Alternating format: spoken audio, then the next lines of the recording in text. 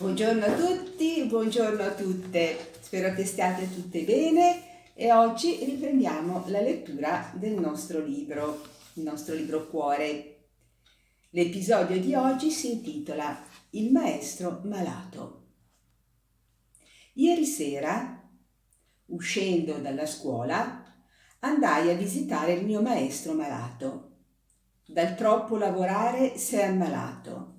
5 ore di lezione al giorno, poi un'ora di ginnastica, poi altre 2 ore di scuola serale, che vuol dire dormir poco, mangiare di scappata e sfiatarsi dalla mattina alla sera. Si è rovinata la salute. Così dice mia madre. Mia madre mi aspettò sotto il portone. Io salii solo e incontrai per le scale il maestro della barbaccia nera.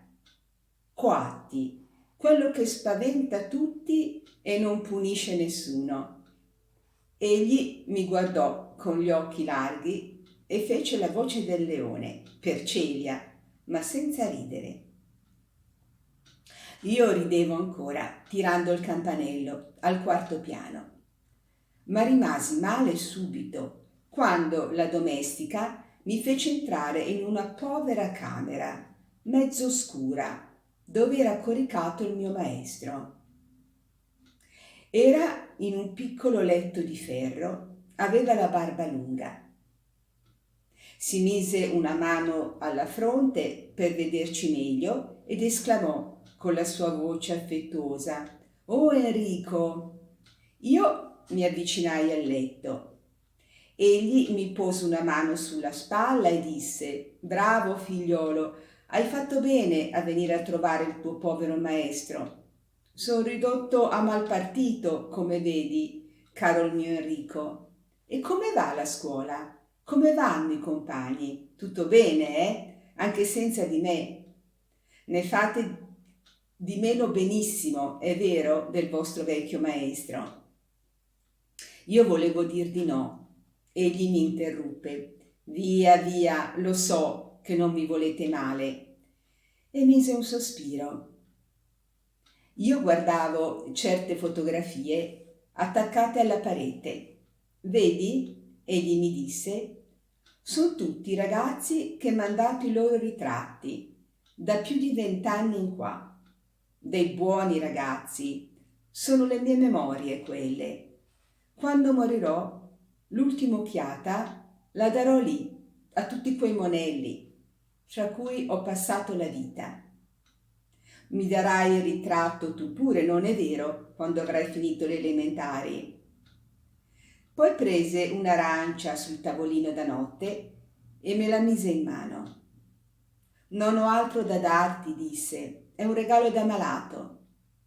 Io lo guardavo e avevo il cuore triste, non so perché. «Bada, riprese a dire, io spero di cavarmela, ma se non guarissi più...» «Vedi di fortificarti nell'aritmetica, che è il tuo debole. Fa uno sforzo. Non si tratta che di un primo sforzo, perché alle volte non è mancanza di attitudine, è un preconcetto, è come chi dicesse una fissazione». Ma intanto respirava forte, si vedeva che soffriva. «Ho una febbraccia», sospirò, «son mezzo andato». «Mi raccomando dunque, battere sull'aritmetica, sui problemi. Non riesce alla prima? Si riposa un po' e poi si ritenta. Non riesce ancora? Un altro po' di riposo e poi da capo. E avanti, ma tranquillamente, senza affannarsi, senza montarsi la testa. Va, saluta la mamma e non rifar più le scale, ci rivedremo alla scuola. E se non ci rivedremo, ricordati qualche volta del tuo maestro di terza, che t'ha voluto bene». A quelle parole mi venne da piangere. «China la testa», egli mi disse. Io chinai la testa sul capezzale. Egli mi baciò sui capelli. Poi mi disse: «Va», e voltò il viso verso il muro. E io volai giù per le scale perché avevo bisogno di abbracciare mia madre. Adesso questa è vi leggo adesso una lettera che il padre di Enrico scrive a suo figlio e si intitola La strada. Io t'osservavo dalla finestra questa sera, quando tornavi da casa del maestro. Tu hai urtato una donna. Bada meglio a come cammini per la strada. Anche lì ci sono dei doveri. Se misuri i tuoi passi e i tuoi gesti in una casa privata, perché non dovresti fare lo stesso nella strada, che è la casa di tutti?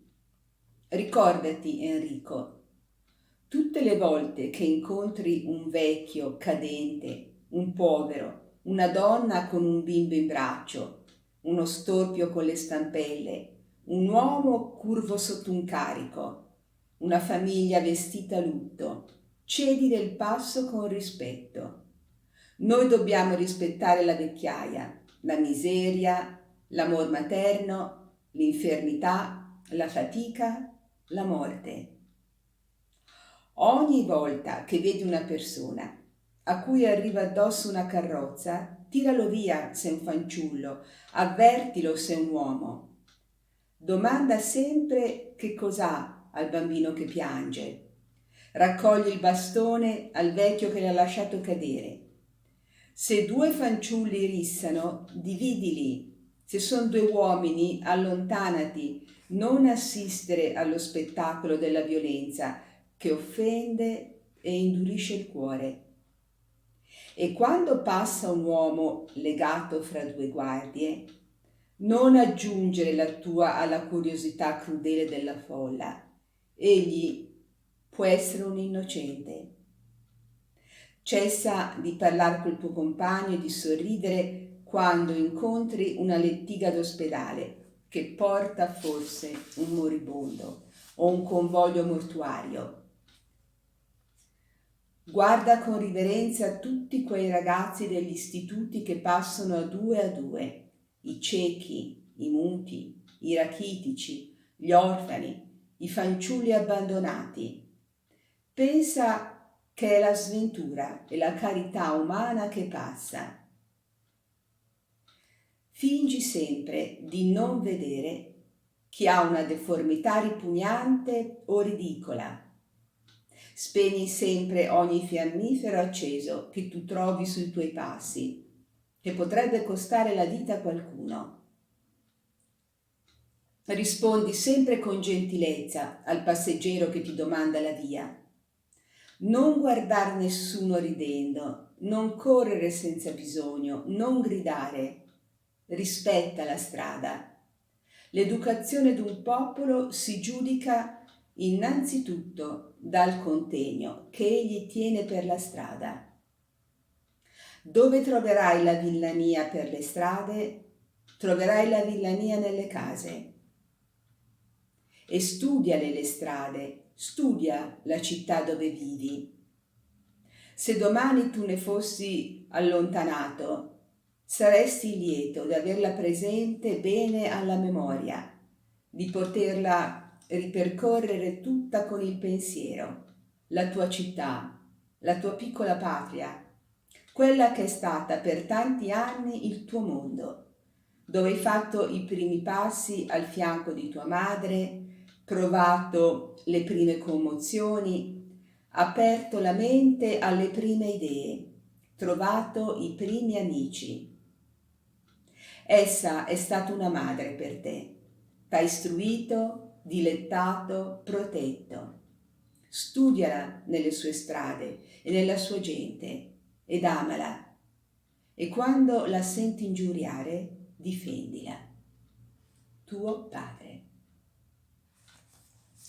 Adesso leggo un altro episodio che si intitola Le scuole serali. Mio padre mi condusse ieri a vedere le scuole serali della nostra sezione Baretti, che erano già tutte illuminate e gli operai cominciavano ad entrare.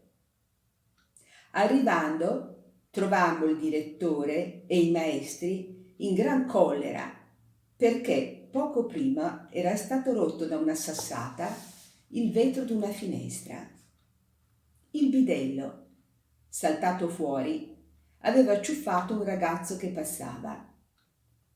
Ma allora si era presentato Stardi, che sta di casa in faccia alla scuola, e aveva detto: «Non è costui, ho visto con i miei occhi. È Franti che ha tirato e m'ha detto: guai se tu parli, ma io non ho paura». E il direttore disse che Franti sarà scacciato per sempre.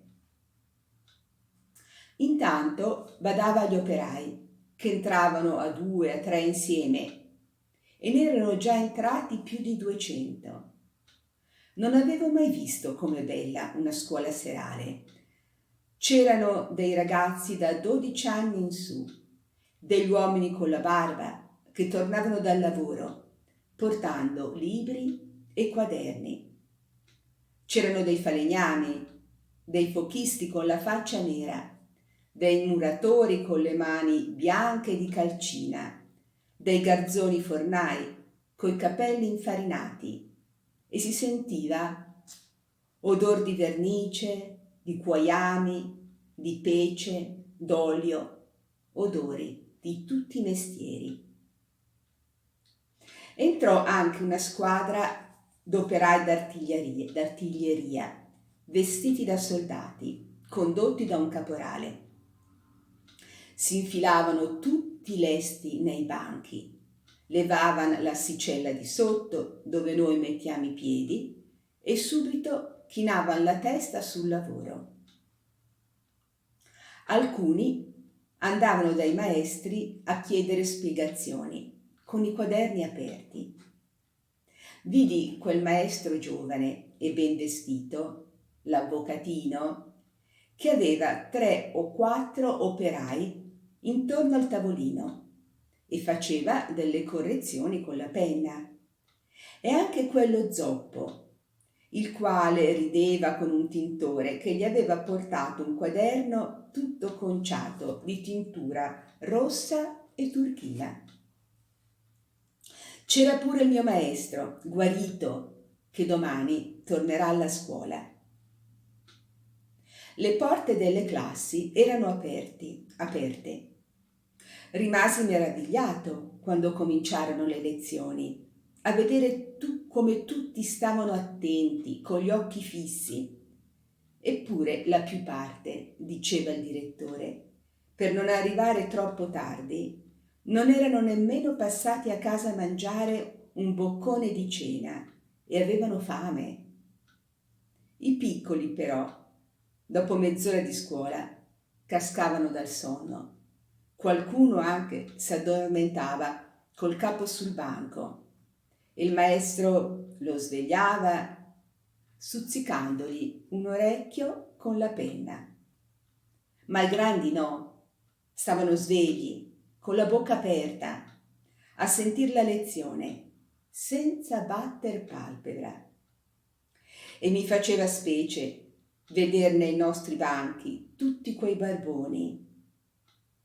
Salimmo anche al piano di sopra e io corsi alla porta della mia classe e vidi al mio posto un uomo con 2 grandi baffi e una mano fasciata, che forse s'era fatto male intorno a una macchina, eppure si ingegnava di scrivere adagio.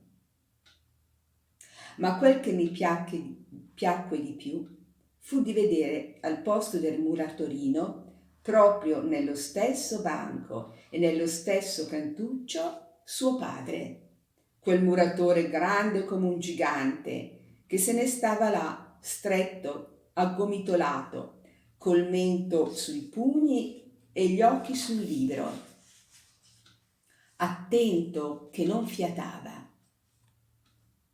E non fu mica un caso. È lui proprio che la prima sera che venne alla scuola disse al direttore: «Signor direttore, mi faccia il piacere di mettermi al posto del mio muso di lepre, perché sempre chiama il suo figliolo in quel modo. Mio padre mi trattenne là fino alla fine e vedemmo nella strada molte donne coi bambini in collo che aspettavano i mariti e all'uscita facevano il cambio. Gli operai pigliavano in braccio i bambini e le donne si facevano dare i libri e i quaderni e andavano a casa così. La strada fu per qualche momento piena di gente e di rumore. Poi tutto tacque e non vedemmo più che la figura lunga e stanca del direttore che si allontanava. Bene, spero che questa lettura vi sia piaciuta. Vi auguro di passare una bella giornata. Il libro è ancora lungo, abbiamo ancora tante belle letture da fare insieme. Vi ringrazio della vostra attenzione, vi saluto con tanto affetto e con un grande abbraccio.